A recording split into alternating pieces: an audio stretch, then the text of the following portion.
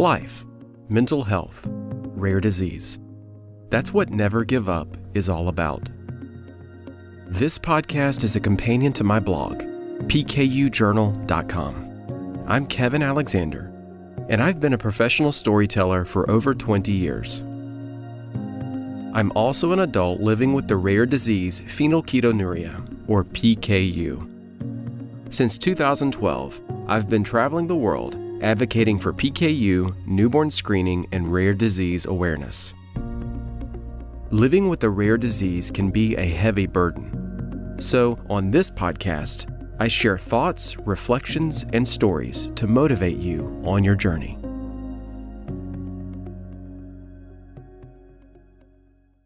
One disclaimer. This episode is not for children, and I know that many rare disease parents have a very difficult time thinking or talking about their newborn screening experience or their child's rare disease diagnosis. If this episode is too much for you, I understand. But I've traveled across the world and met many rare disease parents, and I felt like this subject of rare disease life and trauma needed to be addressed. I understand life with trauma. No matter what you've been through in life, whether you are a rare disease parent, a patient, or someone otherwise connected to this community, whoever you are, you may have experienced traumas in your life. If you've listened to this entire season, hopefully by now you know my heart and where I'm coming from. I care deeply about this community, and this is something we need to talk about, that we can't ignore. And I feel like my life experiences help me understand what you might be going through. This podcast began as a series of articles that I wrote for my blog. Some were published, others I began and then abandoned. But as I've been working on this season, I've noticed a recurring theme. These are all issues I'm dealing with on my quest to learn acceptance. How do I learn to accept the life that I've been given? I've had some unique life experiences. On one hand, everyone is unique. I genuinely believe that. Whether one has a rare disease or not, everyone has a story, and it matters. But I also recognize that life is unique for all of us because of our rare disease. We have life experiences that others can't understand. For some, it's the diagnostic journey. Most people go to the doctor when they are sick and get immediate answers. They have no idea what it's like to wait years for answers. Our community gets it. So do our friends with other chronic diseases. For others, like those of us who live with a metabolic disorder, it's evident every time we eat a meal with strangers. You have to make a mental calculation. How much do you want to tell them? How many questions do you want to answer? I love advocacy and educating others, but sometimes you just need to eat. I'm learning to accept this rare disease life that I've been given. It's led to some amazing experiences and friendships. I've met so many people in the PKU community, and my life is full because of it. And the other adults with PKU that I've met, we come from all over the world, but we share an experience that only someone with PKU can truly understand. There's an instant bond. If you go to any PKU conference, there's always a table or two full of PKU adults. All we want to do is get together and talk. So, for me, it's easy to accept my PKU. My experiences have been positive. I know that many struggle and have a hard time accepting it, especially those who struggle with getting access to their medications. The power of community is that we are there for each other. But what I have a hard time accepting is trauma. Now, hopefully you've listened to this entire season, so you know where I'm coming from. especially the first episode where I told my story. But I didn't even scratch the surface when it comes to the traumatic experiences I've endured or witnessed. For about 7 years, when I was a TV photojournalist, I witnessed the worst happen to others almost every single day. There are so many stories that I covered, so many traumas that I witnessed, that I can't remember them all. They all run together. Some of those experiences I just can't talk about in detail. They are too graphic. I've tried talking about them with friends, but realized that it was too much for them. I have learned to share those experiences only with those who have seen that side of life. I'm thankful for the first responders and veterans in my life who understand and validate how I'm feeling. I have experienced trauma, witnessed it, told stories about it, thought about it for my entire career. When I first engaged in PKU advocacy, I tried to leave that world behind, to take that pain, lock it in a box, and stuff it inside, to lock it down, as some refer to it. And that works when you're in the middle of a chaotic situation and you need to think clearly. But it's not good for your long-term mental health. At some point, it catches up with you. Years ago, I didn't want to talk about issues like trauma in connection with rare diseases. I felt like I had to talk about more hopeful or positive things. But I've learned that hope, real hope, comes when you stop running and face the darkest sides of life. So, let's talk about rare disease life and trauma. I love people. Talking to them, getting to know them, caring for them. So, at one point in my life, I wanted to become a minister. I couldn't articulate this at the time, but after years of witnessing trauma and being powerless to help, I just wanted to do something to care for others. My way of coping at the time was to retreat into books. I love to read. It wasn't always like that. It took a few years after college before I discovered this passion. When I had no more assignments and no one was telling me what I had to put into my head, that's when I discovered the joy of reading. But in my mid-20s, I discovered philosophy and theology. I'm fascinated by what people believe and why they believe it. After all, I'm a storyteller, and understanding people, their motivations, and why they believe what they believe is essential to understanding your characters. After a few years of self-study, of going into Starbucks for a few hours to read before the chaos of the TV news lifestyle hit later in the morning, I decided, why don't I get a degree in this? So I went back to school. My bachelor's degree is in broadcast journalism, but I received a master's degree in theological studies. It was another reason I left TV news. It was impossible to study and meet deadlines for school while working at the TV station. I took some courses in psychology, and in one of them, I wrote a paper on post-traumatic stress disorder, PTSD.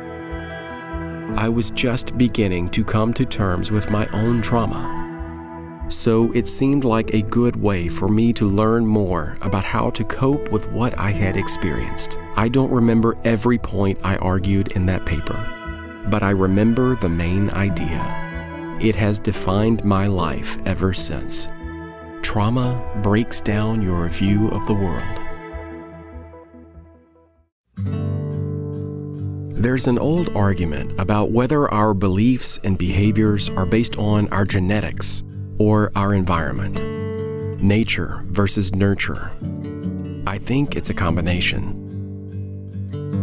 But what is clear, we all come from different backgrounds. We have different perspectives on life. And no matter who we are or what we believe about the world, when we go through a trauma, it violates our view of the world.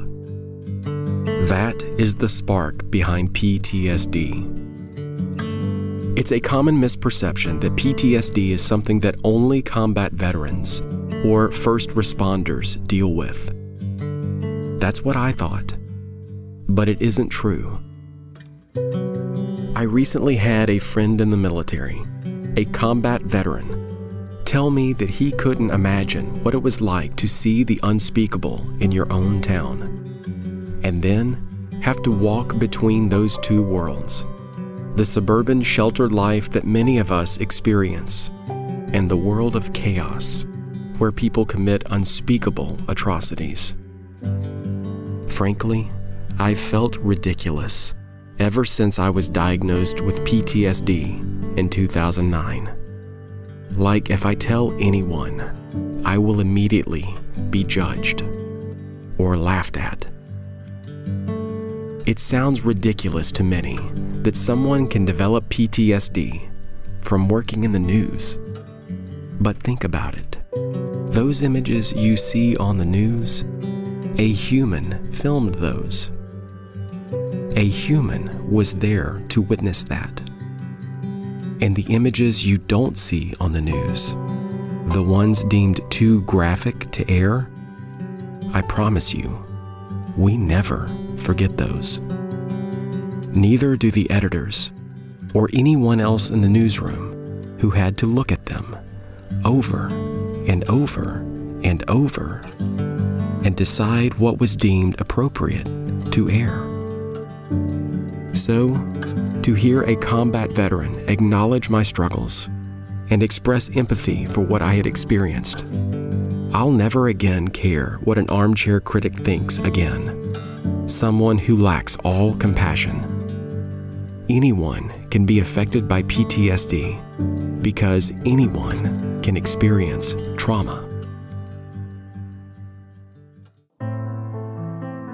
But for years, I never considered how any of this relates to the rare disease life. I still locked it all down, compartmentalized it, and never considered how those experiences influence every area of my life, including my rare disease. I finished my master's degree, but never became a minister. Because later that year, I produced my first PKU project, My PKU Life, and I discovered that there are many ways to care for others. Advocacy became that path of service for me. It felt like the thing I was born to do, literally. I began traveling and meeting others from all walks of life, all backgrounds, all beliefs. The diversity that I experienced from that moment on was and is breathtakingly beautiful. But I still felt pressure to only share about the positive side of my life. I didn't want to talk much about my struggles. When I did, occasionally, it was a self-centered cry of pain. I had not yet learned this essential truth. When we isolate ourselves in our pain, we slowly die. We don't realize it at first, but eventually, we wake up and realize that the spark we used to have, the joy for living, is gone. But when we connect with others in the midst of our pain, when we share in their burdens and they share in ours, we slowly begin to heal.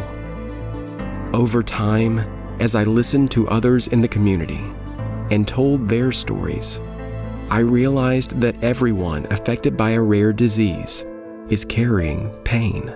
One project in particular opened my eyes to this reality. It's a campaign in the PKU community called Lifting the Limits for PKU.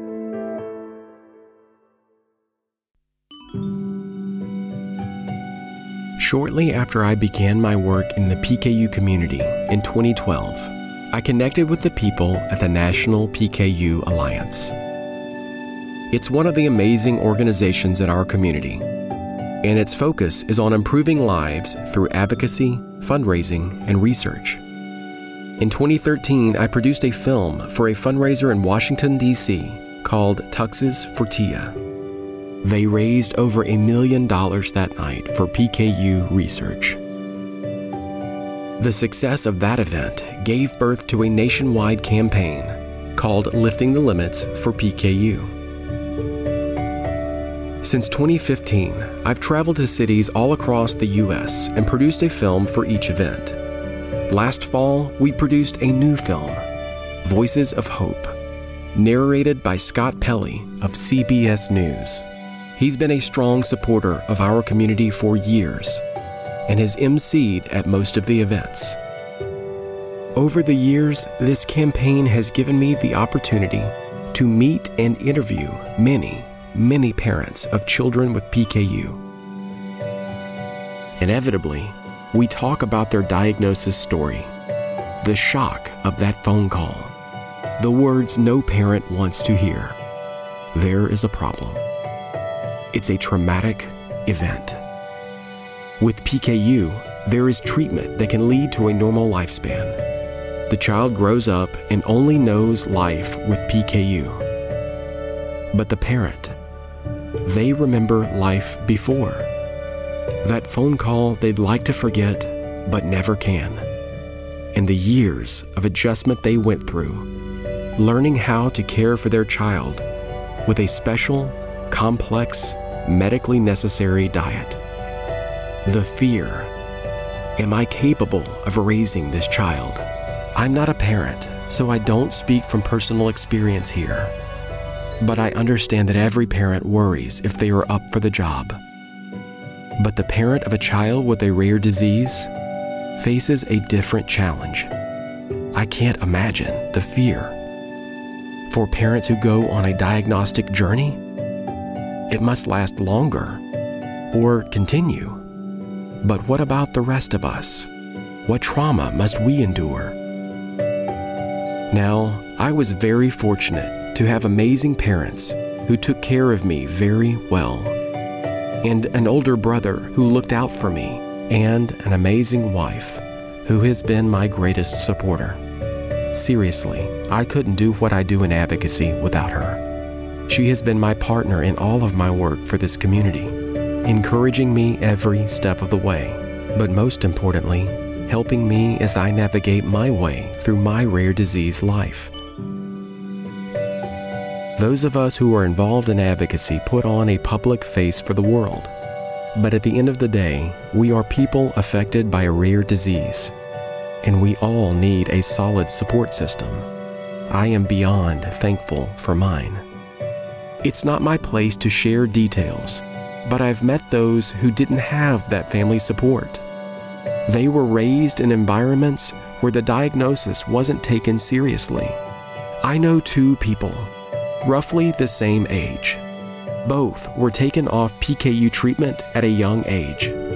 That was common years ago, when it was thought that a child's brain was fully formed at around age 6. Today, we are on treatment for life. But these two spent decades off treatment. Both suffered cognitive impairment and admit it. But one of them had strong family support, and the other didn't. One has a positive outlook on life, despite their challenges. The other struggles through life. I can't help but think that the lack of family support was traumatizing. We all struggle to fit in. This world does not tolerate differences well. To one degree or another, we all endure a daily grind of living with a rare disease. Some days, you do well, and you accept the life you're given. Others, it's a challenge. As for me, I've spoken openly on this podcast about my trauma. In the first episode, I shared my story of working as a television photojournalist, how it affected my mental health, and how all of that influences my approach to rare disease advocacy. But that's trauma unrelated to my rare disease. On one hand, it has nothing to do with PKU. But it's impossible for me to separate PKU from the rest of my life. It's at the core of my identity. And frankly, I often feel like an outsider. In the rare disease community, even in the PKU community that I love with all my heart. And that may surprise many in our community when I say that. But that's the effect of living with trauma. It's isolating. You feel like no one can possibly understand what you've been through, so you pull back, even from those who mean so much to you. But that's one of the reasons I'm sharing my stories in this podcast. I'm tired of pulling back. I'm tired of isolating myself. I'm tired of letting trauma run my life. This trauma may not be directly related to my rare disease, but it impacts every area of my life, including my connection with my rare disease community. So I have to work hard to stay connected. I pulled away from this community for 2 years and isolated myself with my trauma. Over the last year, I have made an effort to reach out to those whom I consider friends, to those in our community who have inspired me. Living with a rare disease is challenging enough, but I refuse to let my other burdens make it even harder. My way of lightening that load is to reach out, engage in community, let my friends know that I care for them, even if we don't know each other well. Even if our only contact has been about our rare disease, I want them to know that their presence in my life matters to me. I relate so much that happens to me back to my experiences in TV news. I was a photojournalist at a time when journalists never provided their personal opinions. You were expected to remain neutral at all times. And as a photojournalist, my job was to observe everything while being detached and removed. That's my default mode. It has followed me ever since. I believe that what you do in your 20s forms the core of your identity. I worked in news during my 20s, and that experience has become the foundation of my personal and professional life. When you're exposed to trauma daily, eventually, you detach yourself from others. I was exposed to so much pain and death that I began shutting people out, keeping them at arm's length. When I'm going through a rough time, again, that's my default mode, and I have to work hard to reach out.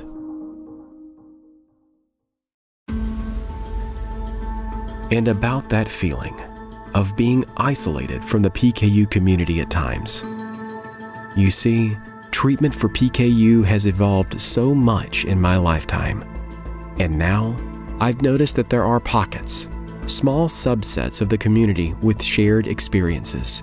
There are those who are still on the traditional low-protein treatment and metabolic formula.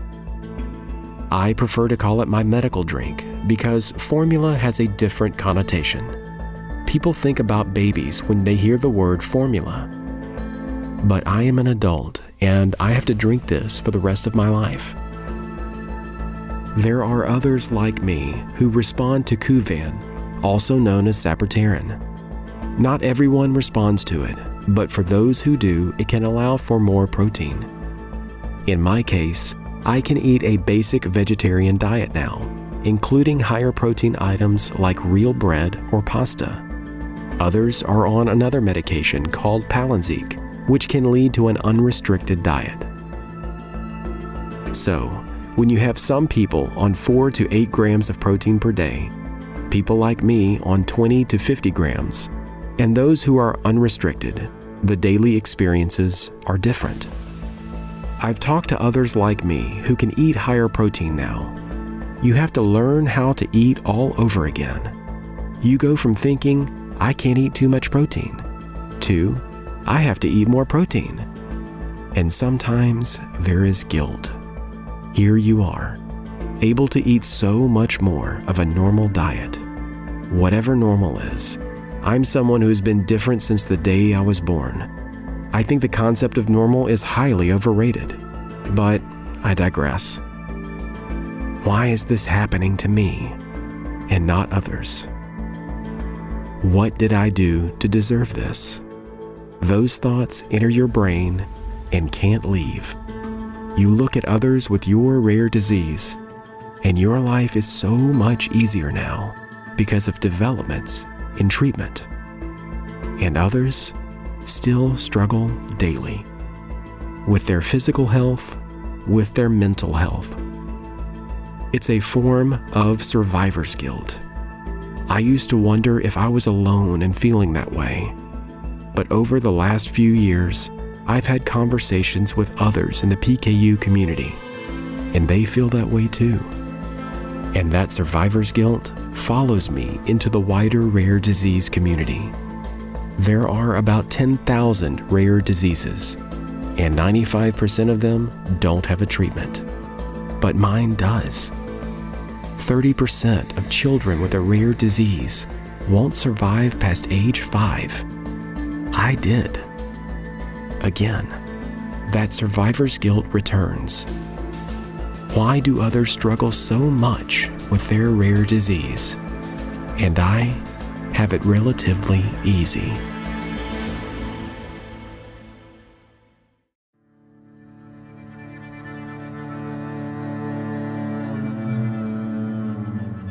I had to stop asking why. That's hard for me. I spent so many years in pursuit of an answer to why. I read philosophy. I got a degree in theology. I was determined to find an answer, especially in relation to my own trauma. Why was my stepsister murdered? Why was my friend Thomas killed in the line of duty? Why does someone survive a traumatic injury and others die way too young? Why did so many people die in Hurricane Katrina? Why do people commit atrocities against children? These aren't intellectual questions for me. They are existential. I feel them in my chest. I lose my breath thinking about them, and I think about them all of the time.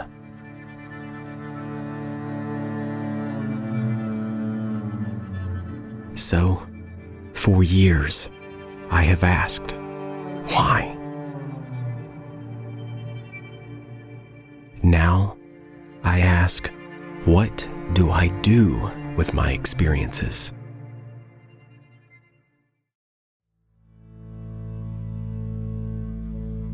How can I take the worst things I can imagine, which I have seen with my own eyes, and turn them into something good? I'm driven by that thought because for years I tried withdrawal, isolation. It's a living hell. But I can use these experiences to do something. In my case, I discovered PKU, newborn screening, and rare disease advocacy by reaching out to others, engaging in community, and using my skills and experiences to help those in need. I find my meaning in it all. I don't have to run from the past anymore. Instead, I can use it to help others and do my part in caring for them. Life isn't easy for anyone, but those of us affected by a rare disease have an extra burden, and that burden can be a source of trauma. Trauma is isolating. You think that others can't understand, and often they can't, but you need people in your life who care. When you find them, hold on to them forever. That's what the PKU community means to me. People have told me that my work means a lot to them, that my films gave them hope after their child was born, or when they were children and now they are young adults. But what I haven't been able to put into words until the last year is how much they mean to me. Encountering the PKU community and investing my life in our cause is what gives my life meaning. There were those in my life who reached out to me when I thought my work in advocacy was over, that I had shared my story and that my work was done. They reached out, unaware of the battle I was facing, and made me feel like I still had something to contribute. That was the spark I needed to re-engage with the community.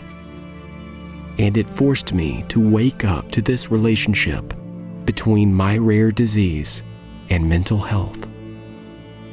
It set me down a new path of writing my blog and producing this podcast. I've tried communicating to those friends how much that means to me, but I don't think I'll ever be able to fully articulate it. The PKU community is amazing. We met each other because of our shared rare disease, and for many of us, our desire now is to help others and make life better for all who live with PKU, other metabolic disorders, or those with another rare or chronic disease. But over time, friendships develop. Even if we don't know each other well, those shared struggles and that common belief in helping others, it's what binds us together. We are a community and friends in every true sense of those words. Increasingly, I'm encountering the wider rare disease community, a whole new world of people with similar experiences, people who know what it means to live with a rare disease and trauma. We are people who come from all walks of life, as diverse as it gets, yet united in the rare disease experience. So, when the burden of this lifestyle is wearing you down and you feel isolated, just remember, you are not alone.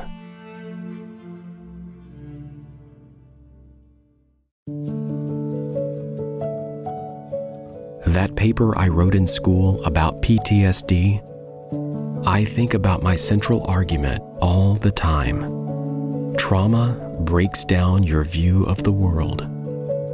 Life after trauma is never the same. Your priorities change. I've mentioned that when I was younger, I wanted to be a film director. Over time, that dream died. At least, the dream to be a Hollywood director, make hit films, and win an Oscar. But storytelling, that dream never died.